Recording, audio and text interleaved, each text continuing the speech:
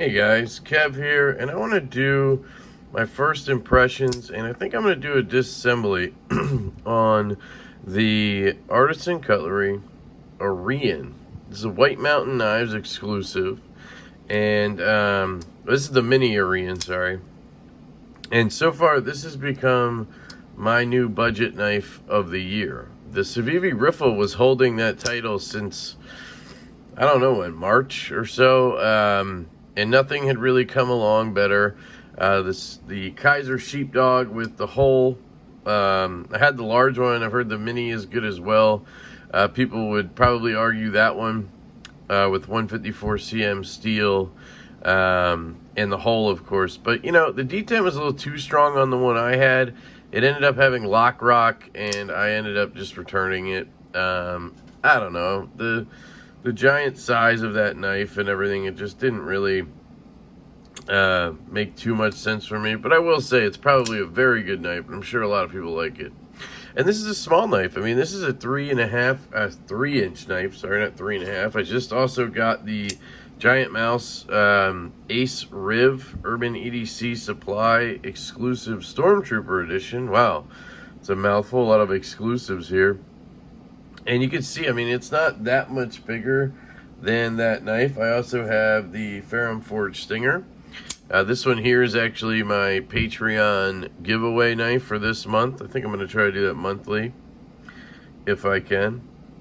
And you'll see there, it's kind of a good size comparison going up, right? I think this is 3.125 or 3.25 inches.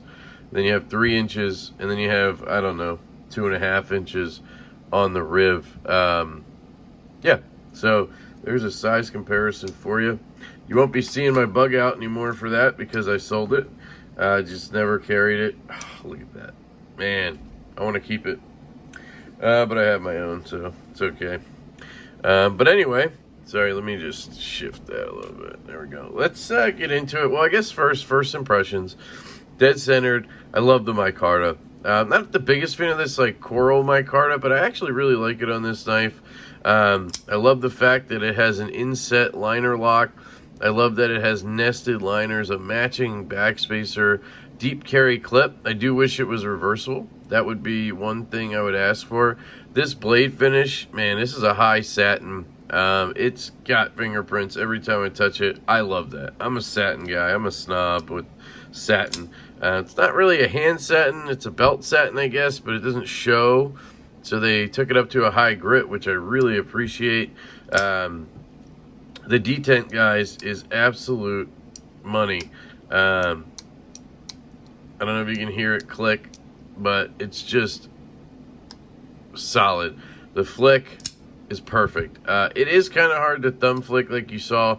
It's just the shape of that hole and how small it is. If you get in there and drive it, you know, you're going to get it. I think I can do it better right-handed.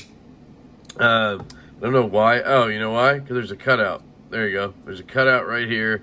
So you can get in there and thumb flick it. I never thought of that. So it's probably easier to Spidey flick left-handed maybe than it is. No, I don't know.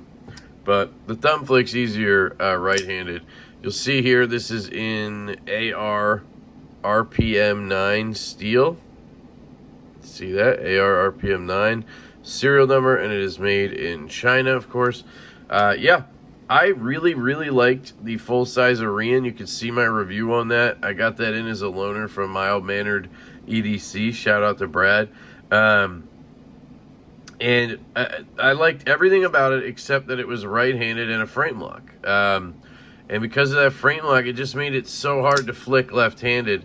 As a righty, or if I was a righty, man, that Arion would definitely be in my collection for sure. One thing I will nitpick on this knife in general is the hole. I do wish it was taller, but that's kind of a personal preference. And you know what? For the flick, it is so good. It really is. Again, this is like my favorite budget knife right now. So let's cut into it and see what's up. I did notice, like on a lot of knives, when it's between open and closed, there's a little bit of like blade wigglage going on. I mean, barely, but I could kind of feel it when it's dropping.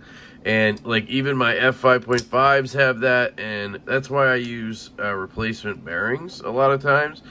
It really has nothing to do with, I shouldn't say it has nothing to do with action, but a lot of times when I do replacement bearings, it's not because I want the action to get better. A lot of times it's because I want it to be a more solid pivot. So I may look into bearings on this if I have them. We shall see. You can see there's a little bit of Loctite in that pivot. I did put some in yesterday. I suppose I didn't leave it long enough to dry because it looks like it's still wet in there. Or I didn't place it properly, so might as well take it apart and we can get into it. Little pin back here. Need to be careful with that. Alright, do we have more pins or are they screws? That's how I need to be careful here. That looks like a pin, so I should be able to just pop it off. Yep, popped off there. Anywhere where it may need to be unscrewed from the other side, I don't want to mess it up, but I also don't want to sit here and unscrew the other side for no reason. So I'm going to try to pop it.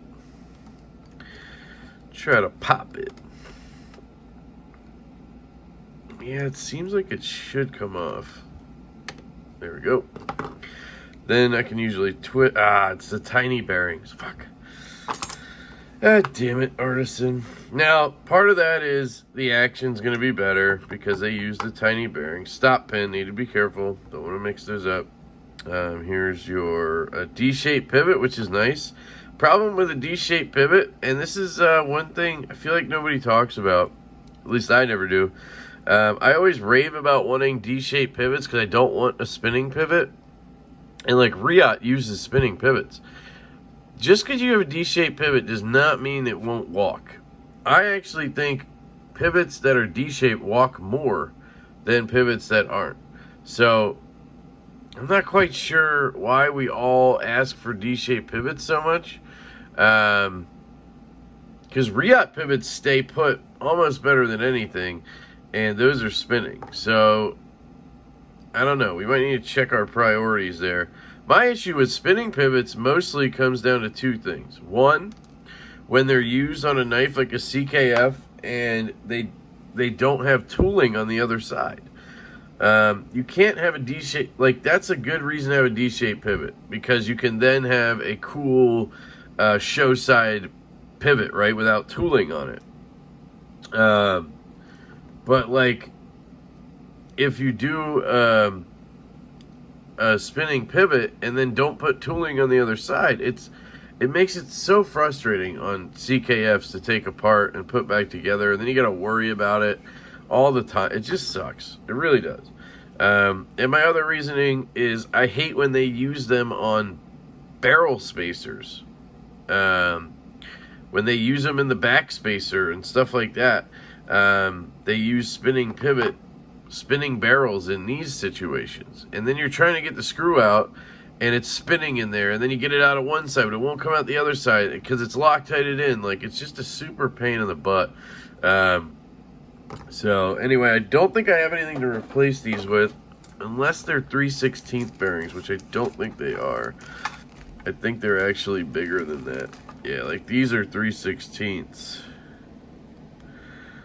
And I don't think, nothing's gonna fit in there. I have a bag of bearings, but I doubt any of them are that small. These are the ones that I've seen recently on the Nimble, on all the Finch knives. They just like these tiny bearings. And you know what? I will say it helps with the action on a knife this small. It's basically, think about it. You shrink down the proportions of everything on a big knife with big bearings. The blade is heavier, so it drops shut, right? Small knife, small bearings. Blade is lighter, but proportionally everything's smaller. I think that makes sense that now you're going to get more of that drop shot action. So I can appreciate it, I suppose. Another bullshit session here from me, right? Alright, look at that. We're in. Alright, so that was easy. I mean, quick disassembly, hopefully quick reassembly. Then I actually have to let this guy sit for 24, 36 hours without touching it. So I just won't touch it until the live stream tomorrow. This is Wednesday for me. Tomorrow is Thursday the 19th. So put some KP schnizzles down, of course. Put some in here. Got our detemp all track. Obviously put a little schniz frizz in there. Always got to use the heavy on the detemp all track. Again, I say this all the time, but if you're going to get one product, get KPL heavy. You know, you could swap. You know, I love KPL, but I don't really use them for the original. You know, you could use something like Gunny Glide if you really wanted to. But this is the shining star. This is why I love KPL. This is what has no competitor in my eyes. Now, I do want to test some stuff, but this is why I love KPL. Anyway, link below. You can use code LEFTY10 for 10% off your order. And again, any affiliate money that goes towards that goes into the channel.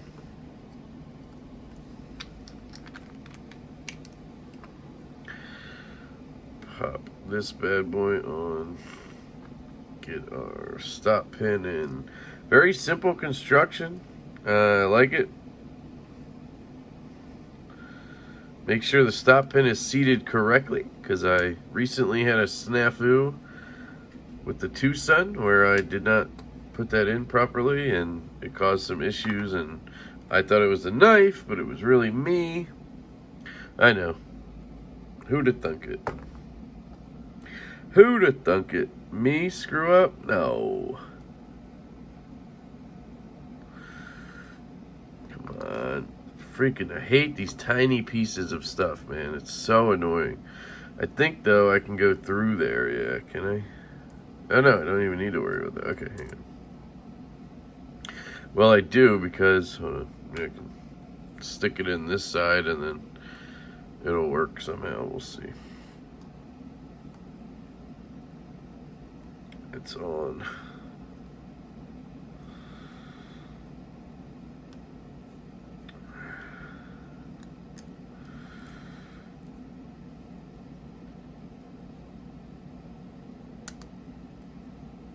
Alright, I got all those in. But the pivot doesn't. There we go. Just gotta push everything in. Make sure that pin's. So I'm worried about this fucking pin.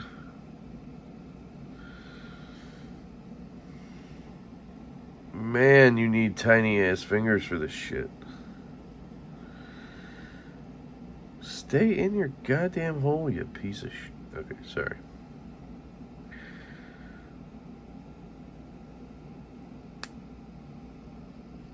Are you in there, you pin?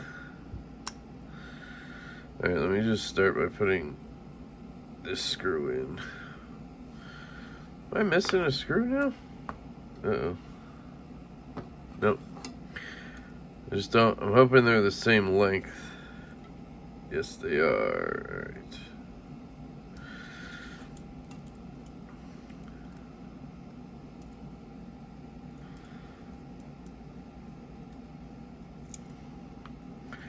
I don't want to tighten them too much because you don't want to put too much pressure on one end before you put the pivot screw in. It's just kind of, you know, this day and age, definitely steel hardware here. This day and age, it doesn't, I don't know. Most knives, I think, are pretty well put together that it doesn't matter, but just to be safe. So let's take our Loctite. It's actually called Permatex. You might know by now. I get this stuff on Amazon. God damn, there, Permatex. That's the number. You could search that on Amazon and it'll come up. Permatex 24010. This is the best stuff I've found.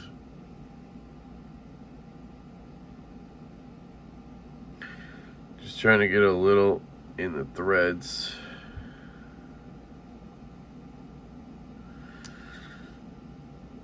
I try to do it kind of all the way around so I don't just have it on one side. My finger's shaking. I could not tell you why.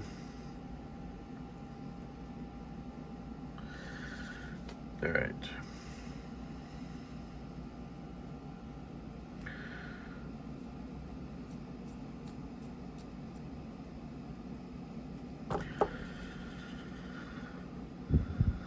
All right. Definitely have the pivot tight enough, that's for sure.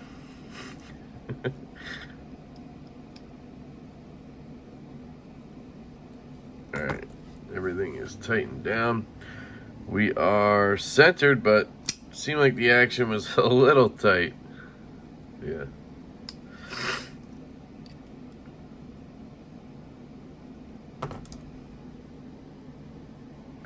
Still good. No play. Very smooth, but it's not dropping.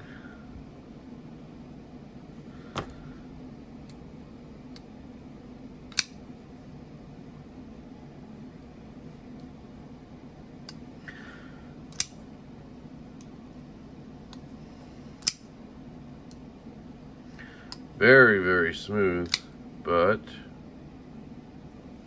maybe a hint of play. I mean, really slight, but that's locked up. But then it won't drop. I wonder if that's just right now, because I feel like, yeah, there we go. There we go. Okay, let's check. Tightness. Oh yeah, that's a rock. Very smooth action. Dead nuts. Centered. All right, perfect. So that is the Artisan Cutlery Mini Arion, guys. This guy just, I mean, really just appeared on my radar out of nowhere. And I love when that happens because, man, if I had to keep track of every knife and wait for it like I do, it would suck. It really would suck. So having surprises come out of nowhere is extremely nice. And this is, man, really a fantastic one. You can see there, it comes apart, goes together very easily. That's always a nice thing. And it's a beautiful design. I really, really do like the overall aesthetic of it. And the Mini, you know, I like it. I do want a 3.5 inch version because I know the full size is about 4 inches. So if they made a medium with a liner lock, oh man, it would be perfect. And maybe a lefty clip, you know, and you could upgrade the steel. I don't know, do some crazy stuff. But I feel like people need to get over the fact that a liner lock is cheaper. Like, just because it's a liner lock does not make it a cheap knife. Some of the best knives are liner locks, and it's because you can, one, you keep it nice on both sides, and you keep it ambidextrous. Like, one of my favorite knives is the F5.5 from Urban EDC Supply and Voxnez. Liner lock, titanium liner lock. So you can go fancy on your liner lock. The new Luft Concepts Avant is a liner lock. There's a lot of very good liner locks out there, and I just think that we can make a premium version of something with a liner lock. So anyway, this guy's gonna go sit and dry, cure, and I'll show it to you guys again tomorrow on the live stream, which for you will be like a week from now. So, you know, but I'm gonna be giving one of these away tomorrow. Justin from White Mountain Knives has graciously offered to donate one to the channel so we can give it away. So I'm stoked about doing that tomorrow. And yeah, that is the Artisan Arion Mini. Go check out whitemountainknives.com. Use code LEFTY10 for 10% off your order and free shipping on US orders. So you can get one of these if they're still available for like $68. That is a steal in my opinion. Budget knife of the year currently right here. Love you guys. Hope you have a fantastic day, and I will catch you later.